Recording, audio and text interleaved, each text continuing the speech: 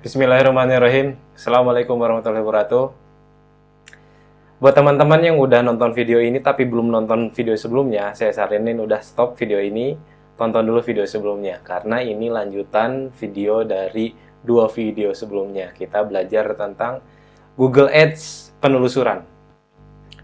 Kita langsung aja ke daftar menu.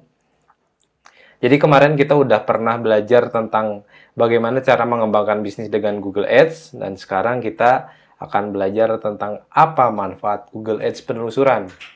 Oh ya, sebelumnya teman-teman perlu tahu nih kalau misalkan yang baru-baru, jadi kita ada kelas Google Ads penelusuran untuk pemula.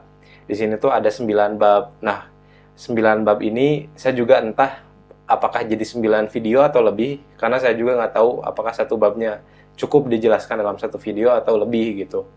Terus teman-teman saya anggap yang ikut kelas ini itu yang udah paham tentang website atau landing page. Jadi di sini tidak akan dijelaskan tentang bagaimana cara membuat landing page atau bagaimana cara membuat website. Kalau memang belum tahu caranya, ya mungkin bisa cari aja ke kelas lain, atau saya kasih link teman saya deh, teman saya dari kampusmarketing.com itu buka kelas landing page. Nah, karena Google Ads itu ya salah satu syaratnya harus ke landing page atau ke website gitu ya. Terus di sini juga saya tidak akan mengajak teman-teman ke dashboard dulu. Tidak akan langsung mengajak bagaimana melihat dashboard Google Ads itu seperti apa, itu saya tidak akan mengajak ke sana sampai tamat 9 bab ini. Kenapa? Karena ibarat pilot, kalau saya ajak pilot itu langsung ke pesawat, ke kokpit gitu ya, banyak tombol di sana. Tombol ini fungsinya untuk apa, tombol itu fungsinya untuk apa, bingung nantinya. Jadi kita mending belajar teori dulu, pahami dulu, baru nanti setelah teori paham, kita praktek. Nah, prakteknya langsung ke dashboard gitu. Jadi kalau memang teman-teman gak sabar pengen langsung ke dashboard, ya silahkan aja langsung ke Google Ads-nya. Cuman saya jamin pasti kalau nggak ada pemahaman dasarnya, bingung juga gitu. Oke, kita langsung aja ke materinya. Jadi ini materi bab kedua, manfaat Google Ads. Sebelum mempelajari Google Ads, terutama Google Ads penelusuran, ya teman-teman, kita semua harus tahu apa sih emang manfaatnya Google Ads itu gitu. Setiap hari, miliaran orang mengunjungi Google untuk menelusuri sesuatu. Baik itu informasi, berita, untuk menanyakan kabar rekannya mungkin, bersosial media, mengirim email, menerima email, bahkan berbelanja gitu. Dan itu tuh miliaran datanya, miliaran penelusuran per hari dari Google-nya. Nah, Google itu mengakomodir, ibaratnya ngumpulin data-data siapa yang mencari apa. Misalkan ada umur sekian, kebanyakan nyarinya tentang apa. Nah, itu dikumpulin sama Google. Nah, ketika data itu dikumpulin, Google jadi punya data nih. Kamu misalnya yang bisnis, kamu bisnis nih, saya punya data yang siapa tahu data ini cocok dengan market kamu. Nah, makanya lahirlah Google Ads. Itu manfaat Google Ads itu untuk kita selaku pebisnis menemukan target market kita, target market yang relevan dengan produk kita. Nah, ini slide-nya akan banyak teks untuk kali ini karena cerita juga. Jadi buat teman-teman ya bersabar aja, namanya juga belajar. Insya Allah akan dapat sesuatu kalau kita bersabar dalam menuntut ilmu. Gitu ya. Gimana Google Ads penelusuran menghubungkan bisnis kita dengan pelanggan? Ini ceritanya kayak gini. Anggaplah di sini saya, Imam. Imam memulai penelusuran. Dia membuka komputer dan mengetik, misalnya saya lagi nyari sepeda lipat terbaik gitu ya. Kan kita kadang kayak gitu ya, mencari apa-apa tuh pasti googling dulu gitu. Baru nanti ke marketplace, kemana-mana gitu. Nah, misalkan ceritanya ini ada seseorang namanya saya, Imam. Imam mulai penelusuran. Misalkan nyari sepeda lipat terbaik. Nah, ini kata kuncinya di Google. Kemudian, kan pasti saya akan ngelihat hasilnya nih. akan melihat ada iklan shopping yang berlabel sponsor, akan ada iklan teks yang berlabel iklan, dan ada hasil organik. Nah ini nih, di video sebelumnya kan udah dijelaskan ya, apa yang disebut Google Shopping, apa yang iklan teks penelusuran. Nah ini Google Shopping, ini iklan teks, nah ini yang organiknya. Imam memeriksa hasil organik dan tidak melihat apapun yang relevan. Ceritanya saya ngelihat di sini tuh nggak ada yang relevan dengan apa yang saya cari. Beberapa iklan teks muncul di atas dan ada satu yang menarik perhatian saya. Judulnya tampak relevan dengan apa yang saya cari. Mencari sarana transportasi ke kantor. Nah ini kalimat iklannya. Mencari sarana transportasi ke kantor. Sepeda lipat, diskon 30%, gratis, ongkos kirim.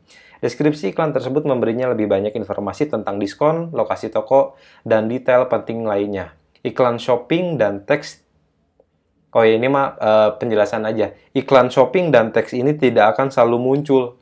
Misalkan kita mencari sepatu gitu. Kok nggak ada Google Shopping-nya? Tidak selalu muncul gitu. Karena tergantung ada nggak yang pasang iklannya dan apakah kata kuncinya cocok atau enggak. Nah, misalnya kemudian ceritanya saya ngeklik tuh iklan tadi. Dia mengklik iklan, saya mengklik iklan.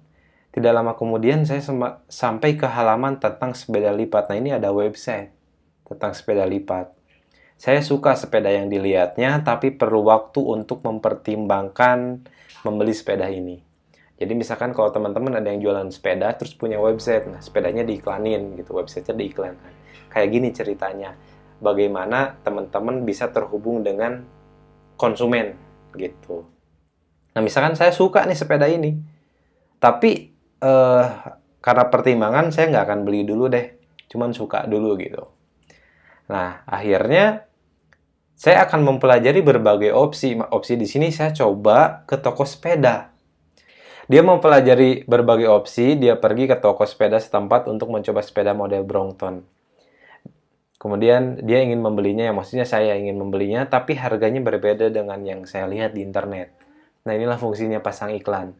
Jadi saya udah ngelihat di internet, ngelihat sepeda, harga sekian. Tapi kemudian, saya pengen ada perbandingan dulu deh gitu. Saya datang ke toko, kok di toko harganya segini, beda sama yang di internet, padahal sepedanya sama.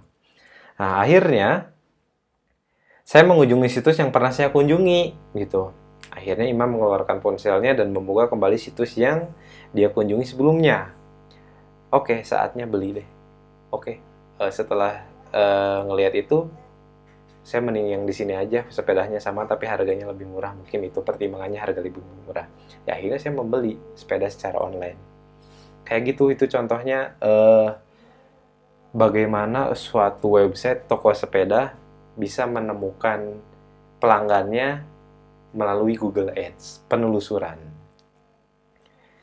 Nah, kita kuasai dasar-dasar kampanye penelusuran Google Ads.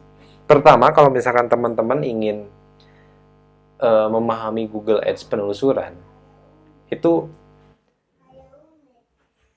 jawab pertanyaan mendasar ini. Di mana kamu ingin iklan kamu ditampilkan? Jadi kita ingin pasang iklan kita ini ditampilin di mana? Di Google penelusuran, di YouTube itu udah beda lagi, udah bukan Google Ads penelusuran, beda lagi, itu udah Google Ads video. Atau di aplikasi, di game-game gratis gitu misalnya kan suka ada iklan tuh.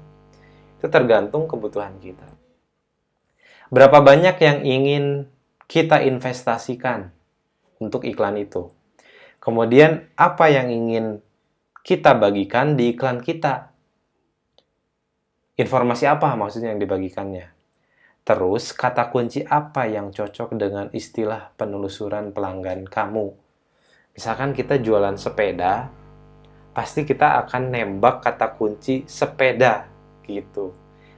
Pasti nggak mungkin kan kita jualan sepeda tokonya, tapi kata kunci yang ditembaknya baju laki-laki, kan nggak mungkin. Nope. Kayak gitu. Nah, secara struktur di Google Ads itu kayak gini.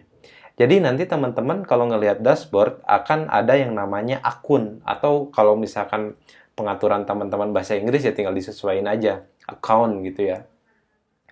Nah, satu akun itu akan bisa kita membuat beberapa kampanye. Jadi satu akun di bawahnya kampanye, kampanye, kampanye. Gitu ya. Nah, dalam satu kampanye itu akan mencakup beberapa grup iklan. Grup iklan, grup iklan, grup iklan. Misalnya ini akun bisnis Imam. Kemudian ada kampanye-kampanye sepeda gitu. Nah, kampanye sepeda ini saya buat dua grup iklan. Satu grup iklan sepeda dewasa, yang kedua grup iklan sepeda anak, misalnya gitu. Kan bisa. Nah, dari satu grup iklan ini juga bisa memuat beberapa iklan. Misalnya ini grup iklan yang sepeda dewasa, iklannya iklan sepeda merek tadi Brompton gitu. Kemudian yang satu lagi, yang kedua mereknya Whimsical, nah, misalnya kayak gitu. Saya nggak di endorse, jadi saya nggak akan nyebutin nama mereknya. PD. Nah, kayak gitu. Jadi urutannya begini ya. Dan struktur ini teman-teman bukan dihafal tapi harus dipahami.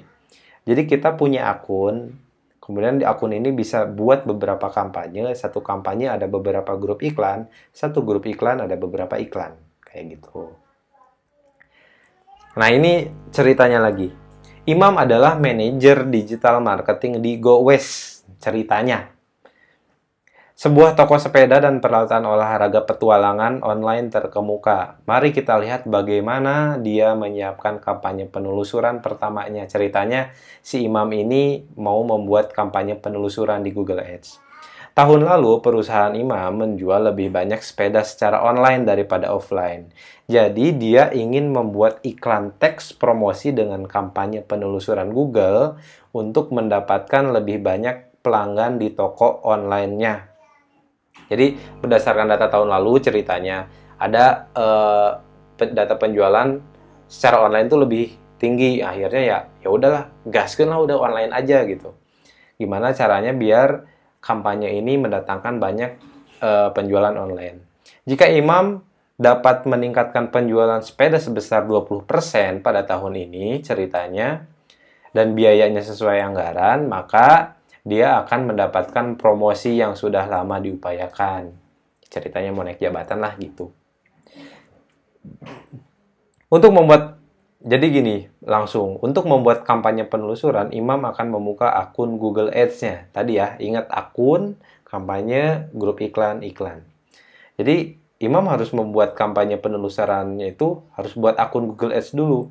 Karena Imam ingin meningkatkan penjualan dengan mendatangkan lebih banyak pelanggan, dia akan memilih penjualan sebagai sasaran pemasaran kampanyenya. Ingat ya, sasaran pemasaran kampanye itu ada beberapa jenis, ada 6 kalau nggak salah. Kalau lupa, silahkan tonton lagi video sebelumnya. Nah, saya karena ngejarnya penjualan, saya pilih sasarannya penjualan. Ini. Nah, kampanye dibuat berdasarkan sasaran pemasaran dan disiapkan berdasarkan tindakan yang kamu ingin agar dilakukan oleh pelanggan. Jadi maksudnya kita masang iklan ini biar pelanggan itu ngapain sih? Gitu. Sasaran pemasaran harus menjadi hal utama yang ingin kamu capai untuk bisnis kamu dan dapat diubah kapan saja.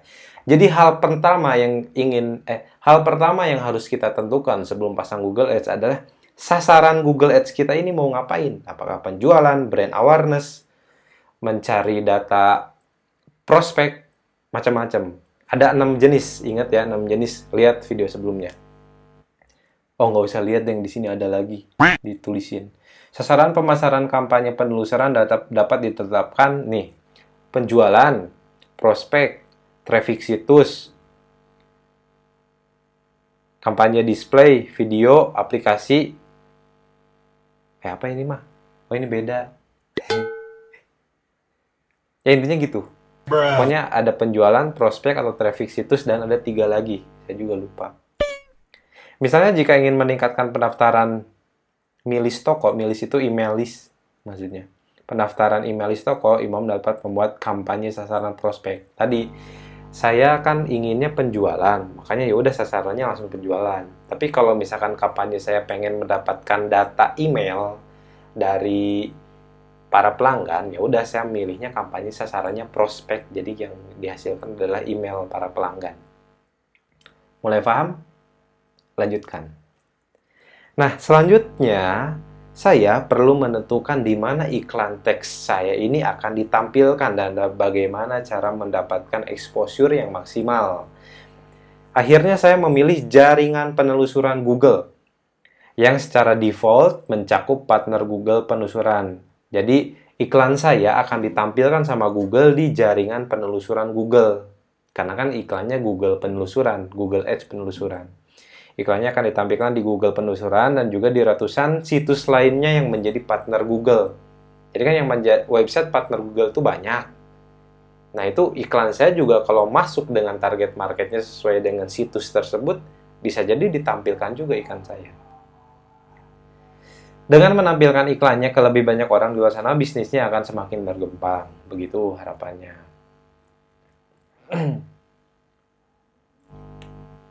Nah, ini bisa dibaca aja ya. Saya capek ngomong. Langsung aja ke misalnya nih.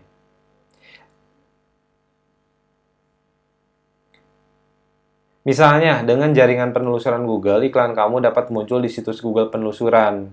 Selain dalam hasil penelusuran di Google Play, Google Shopping, Google Maps, iklan kamu juga dapat muncul di situs penelusuran selain Google seperti situs CNN gitu misalnya, yang menjadi partner Google. Nah, situs itu disebut situs partner penelusuran. Kamu juga bisa melakukan ekspansi ke jaringan iklan Google Display kalau iklan kita ada gambarnya. Tempat iklan teks kamu dapat tampil di situs yang menjadi partner Google untuk menampilkan iklan. Ini bisa dibaca dan difahami aja ya. Nah, sekarang si imam perlu memutuskan perangkat. Jadi kan banyak nih perangkat yang kita sering pakai, ada handphone, ada gadget, ada laptop gitu ya. Nah, saya ingin iklan saya tuh terpampang di perangkat apa? Dan itu bisa diatur di Google Ads. Karena mereka mempelajari membandingkan harga dan melakukan pembelian baik di rumah maupun di luar rumah, dia memilih opsi desktop, perangkat seluler, dan tablet. Ceritanya, saya memilih semua perangkat. Dengan cara ini, iklannya dapat muncul di seluruh customer journey. Nah, kalau teman-teman punya target tertentu, misalkan, saya jualannya jualan, apa ini namanya teh? Case HP gitu ya. Ya udah, di iklannya nggak usah ke yang di desktop atau di tablet, udah aja yang tampil di yang smartphone aja, di HP aja, misalnya kayak gitu. Atau saya jualannya jualan case-nya tablet, ya udah iklannya tampilnya di hanya perangkat tablet. Ya kalau itu mah udah paham lah ya teman-teman. Nah, kemudian karena sebagian besar penjualan toko Timtang, saya lupa ini namain tokonya apa ya? Timur Tengah mungkin. Nope. Karena sebagian besar penjualan toko Timur Tengah berasal dari pembelian online, akhirnya dia menargetkan semua lokasi pengiriman. Dia juga memilih untuk menargetkan semua bahasa, karena dia tidak ingin melewatkan siapapun yang ingin membeli sepeda. Nah, iklan kampanye kamu, ini penjelasannya. Iklan kampanye kamu hanya dapat ditampilkan kepada pelanggan yang berada di atau yang menunjukkan minat pada lokasi geografis tertentu. Contohnya, nih, misalkan pemilik toko roti di Bandung hanya dapat menjangkau orang yang berada di Bandung. Sementara retailer sepatu yang melakukan pengiriman ke Bali dan Sumatera dapat terhubung dengan orang dari kedua pulau tersebut. Penargetan bahasa memungkinkan kamu membatasi di mana iklan kamu dapat muncul berdasarkan setelan bahasa pengguna dan bahasa situs. Ngerti nggak? Nggak kan? Dengerin makanya. Jadi gini, misalnya kita jualan toko roti, dan misalkan toko roti kita itu lokasinya di Bandung, nih toko fisik bukan toko online. Kemudian tapi kita ingin biar toko fisik kita ini rame, udah kita jangkau aja orang-orang yang ada di Bandung. Nah, si Google Ads ini bisa kita cuma nargetinnya ya udah di Bandung aja, nggak usah capek-capek kita pasang iklan, tapi nembaknya yang orang Jakarta gitu, itu nggak usah, karena ya toko fisik kita ada di Bandung. Nah, beda ceritanya kalau kita misalkan si retailer sepatu di sini.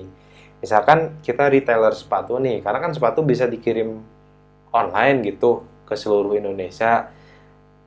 Misalkan di sini ceritanya melakukan pengiriman ke Bali dan Sumatera, dan si retailer sepatu ini dapat terhubung dengan orang yang ada di pulau tersebut gitu, karena bisa dijualkan online gitu bedanya. Paham kan? Kemudian ada penargetan bahasa juga. Tapi biasanya sih kalau yang pengalaman saya cuma bahasa Indonesia dan bahasa Inggris, nggak ada bahasa daerah. Jadi kita bisa sesuaikan iklan kita kayaknya akan cocok dengan orang yang biasa menggunakan browser dengan bahasa Inggris misalnya kayak gitu. Atau kayaknya produk saya ini nggak akan cocok dengan orang yang biasanya menggunakan browser bahasa Inggris, karena biasanya yang menggunakan bahasa Indonesia aja. Misalnya kayak gitu kan. Itu kembali lagi ke target market ya. Gitu. Kemudian yang terakhir adalah setelah Imam memutuskan tempat untuk menampilkan iklannya, dia berfokus pada beberapa banyak yang akan dia belanjakan. Dia menentukan anggaran, berapa banyak yang ingin dia belanjakan setiap hari, dan mengetahui bahwa dia dapat mengubahnya kapan saja. Maksudnya gini, jadi menentukan anggaran. Kita ini di Google Ads bisa bebas mengatur anggaran per harinya itu, saya mau ngabisin berapa gitu. Misalnya 50.000, 100.000. Dan itu jangan khawatir, itu bisa diedit, bisa diubah. Kayak gitu. Ketika kampanye berjalan. Kemudian dia menentukan strategi bidding. Yaitu cara menetapkan bidding untuk berbagai kata kunci. Dia dapat memilih untuk menetapkan jumlah bid secara manual atau membiarkan Google Ads yang melakukannya secara otomatis. Karena ini adalah kampanye pertamanya ceritanya, dia memilih strategi bidding otomatis aja untuk menghemat waktu. Google akan otomatis mengoptimalkan bidnya berdasarkan sasaran kampanye yang dia tetapkan. Jadi teman-teman, kalau kita pasang Google Ads, pasang iklan di Google, itu ada yang namanya bidding. Nah, bidding ini nanti ke depannya akan dijelaskan lebih lanjut. Sekarang terima dulu aja kayak gitu. Ada penjelasannya sedikit. Strategi bidding mengontrol cara kita membayar agar pengguna berinteraksi dengan iklan kita. Setelah memilih metrik yang ingin kita fokuskan untuk kampanye, kita akan memilih opsi bidding yang berbeda untuk membantu kita mengoptimalkannya. Kita dapat memilih untuk menetapkan bid klik pada iklan secara manual atau membiarkan Google Ads melakukannya untuk kita. Jadi misalkan kita masang iklan nih, tadi sepeda ya. Saya pasang iklan, misal di dua kata kunci, satu sepeda lipat, yang keduanya sepeda lipat murah, misalnya gitu ya. Ada dua nih, sepeda lipat dan sepeda lipat murah. Saya ngebid di sepeda lipat, untuk setiap klik iklan yang datang dari kata kunci sepeda lipat, saya berani membayar Google Rp1.000. Tapi kalau yang dengan kata kunci sepeda lipat murah, saya berani membayar Google cuma Rp700 gitu. Setiap satu kali klik dari pelanggan. Nah, itu namanya bidding. Nah, tapi kita gak usah repot-repot gitu juga nggak bisa. Ya udah otomatisin aja. Ya udah nih Google, terserah kamu lah gitu. Pokoknya kata kuncinya ini, targetnya ini. Berapalah gitu. Pokoknya satu hari nggak lebih dari 50.000. Nah, kayak gitu bisa. Anggaran adalah jumlah rata-rata yang ingin kamu belanjakan setiap hari pada kampanye. Anggaran yang kamu pilih sepenuhnya terserah kepada kamu dan dapat diubah kapan saja. Jadi kontrol keuangan tetap ada di kita, bukan di Google. Jadi kalau boncos sebetulnya bukan salah Google. Ya kita aja analisis terhadap hasil iklannya kurang. Kemudian kita pasang iklan terus dibiarin gitu aja, jalan nggak tanpa diperhatikan, ya biasanya boncos kalau kayak gitu. Nah, sekarang uji pengetahuan sebelum kita lanjut. Bayangkan kamu menyiapkan beberapa kampanye penelusuran dan memiliki beberapa sasaran pemasaran. Cocokkan sasaran kampanye dengan sasaran pemasaran yang sesuai. Ngerti kan pertanyaannya? Jadi ceritanya ini ada sebelah kiri, ini ada sasaran dari kampanye saya, dari kampanye kamu. Nah, kemudian sebelah kanan ini nama apa ya namanya? Nama jenis sasaran, nama jenis apa ya namanya? Kampanyenya lah gitu. Cocokan. Yang pertama, untuk menjangkau lebih banyak pelanggan yang mempelajari produk kita, itu tuh apakah kampanye prospek, penjualan, atau traffic web? Silahkan jawab pikiran, nanti saya kasih tahu jawabannya. Yang kedua, kalau kita ingin mengumpulkan detail kontak melalui halaman pendaftaran, jenis kampanye mana yang cocok? Apakah prospek, penjualan, atau traffic web? Nah, satu lagi, mendorong pelanggan untuk menyelesaikan pembelian. Nah, kita sasarannya adalah untuk mendorong pelanggan untuk menyelesaikan pembelian. Terus jenis kampanyenya apa yang paling cocok dari 3 ini? Oke, kita langsung yang pertama ya, jawabannya ya. Mungkin udah ada yang nebak. Untuk menjangkau lebih banyak pelanggan yang mempelajari produk kita, jenis kampanye yang cocok adalah traffic web. Itu akan menjangkau lebih banyak pelanggan yang ingin mempelajari produk kita, gitu ya. Ingat. Kemudian, kalau pengen ngumpulin detail kontak melalui halaman pendaftaran, betul, prospek. Jenis kampanye prospek itu untuk kumpulin data kontak, untuk di prospek nanti, makanya namanya prospek. Dan yang terakhir, tentu kalau kita ingin mendorong pelanggan untuk menyelesaikan pembelian, itu nama kampanyenya penjualan. Misalnya kita punya web nih, udah banyak orang yang masukin ke keranjang tuh. Kan ada tuh orang yang udah masukin ke keranjang tapi nggak check out gitu ya. Nah, itu kita bisa tembak tuh orang yang kayak gitu. Tembak di sini maksudnya bukan di door ya. Ya paham lah ya, kayak gitu gak usah dijelasin. Kita tembak orang yang kayak gitu, yang udah menyimpan produk kita ke dalam keranjangnya tapi nggak di check out. Itu kita tembak dengan iklan untuk penjualan. Nah, sebetulnya masih ada materinya, cuman ini udah kepanjangan videonya. Saya khawatir kalau terlalu panjang jadi berjam-jam kayak gitu, teman-teman bakal bosen. Karena ya namanya belajar itu biasanya godaannya banyak ya. Jadi ya sampai sini dulu aja, nanti mungkin di video selanjutnya masih di bab 2 ini kita akan lanjut. Nih sedikit bocorannya, bagaimana cara agar pelanggan yang tepat melihat iklan kita. Jadi iklan kita itu cuma ditampilkan ke pelanggan yang tepat, itu ada caranya. Jadi kita nggak perlu hambur-hamburkan budget untuk ngasih lihat iklan kita ke bukan target market kita. Ya, itu efisiensi biaya, itu ada caranya. Tunggu di video selanjutnya. Assalamualaikum.